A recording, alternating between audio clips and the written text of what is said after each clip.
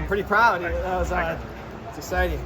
I really wanted to show my like robustness as a runner, and I think that did it. So take us through the race. What your plan and did it go according to plan? I mean, I'm just not powerful enough to get out the first 100 meters hard, so I'm always gonna be behind. And I'll always be in last going into 200.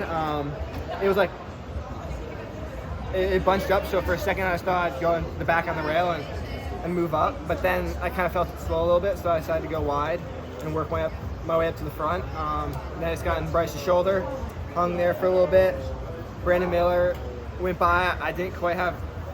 Wasn't quite, kind of similar how Cole went by. I wasn't quite confident enough to go that hard, that far out, so I decided to wait a little bit. And coming around the bend, just trying to get my legs moving fast, go as hard as I could. I knew I was in position to be on the team, so try not to let anyone pass me. But I was viewing it as another round to get to the Olympics, so yeah, did that. Super proud of Bryce. I love Brandon. He's always been super great to me, so really happy to share the team with him. It's really exciting. How did it feel going 1-2 with Bryce? It was pretty exciting. Like, it's weird. Like, the 800 came so much easier than the 15. So it feels too good to be true. I think it's pretty interesting that like we're like the best like 800 duo in the country now, even though like if you look at our workouts, like we don't really do that much 800 work ever. So I was thinking about that. It's pretty interesting, but I don't know. That's my boy. I'm super proud of him. And November. Did Ronnie look for a vote or? I mean, we had Bryce would always go out to dinner with us at meets and stuff, and we saw quite a bit of him. So he passed inspection. We knew he was a good dude. So and he fit in super well instantly. Well, you're the first American man to make the Olympic team, both the 800 and the 1500 since 1976. Talk about your decision to double. Yeah, I mean, it feels weird since I view myself as more of a 15.5 guy. But I ran a good 8 in LA and just figured it was a great experience. So it kind of feels like what I wanted to happen in the 15 in 2021, just going with no expectations, just learn from it, experience, racing hard. This 3 years later, I have the tools to do it. So I don't know. I'm really proud. Really happy to show off my versatility, and yeah, super excited. Are you going to get a double in Paris? I think so. I'm not sure. I got to talk to coach and some other people, and I think it can be done. I don't think there's any overlap, but we'll see. I want the USF the best chance in the 8, and if we deem that as someone else doing it fresh, we'll let that happen. But if we think I can really give a good effort, we'll do it. I mean, I was able to run 143 on my 5th and 6th race in less than 10 days, so I think I have the ability to do it.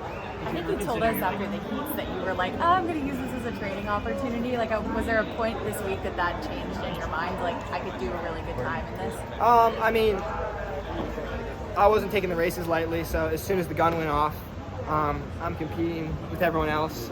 It's not a training interval, so again, I just think it's taken a little bit to build up that maturity to be able to focus like that, even if I'm not feeling super nervous or super poised, just a little emotionally flat. But I just kind of feel like I've developed the skill of racing hard no matter how I feel. You spoke about off to crossing the finish line in the 1500, that weight lifting off you. Did it feel like the weight was like you were just running free these whole rounds, being already on the team? Yeah, and I felt pretty confident after the heat too. Like I was just like I was feeling a little emotionally flat before that, and I just kind of took a seat on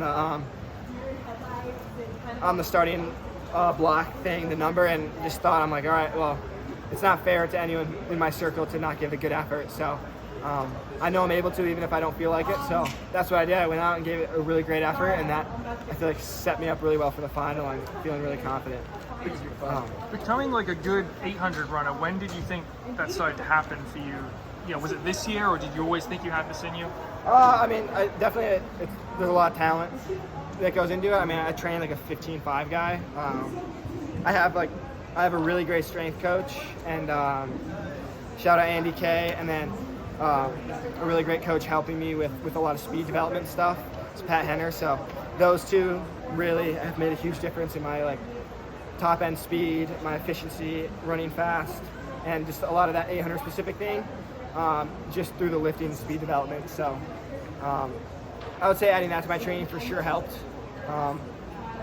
But yeah, I don't really know. I mean, I do mostly strength work, mostly 5K work, so it feels a little bizarre, but I don't know, I'm happy it's working. Did you ever think about doing that 15.5 No, I want to do a 5. I'd love to do a 5 at USA's here in the coming years, but the more years of mileage and threshold I can stack, the better I'll fare. So I just want to give it myself a little more time to develop aerobically. It's coming along, making huge steps year by year.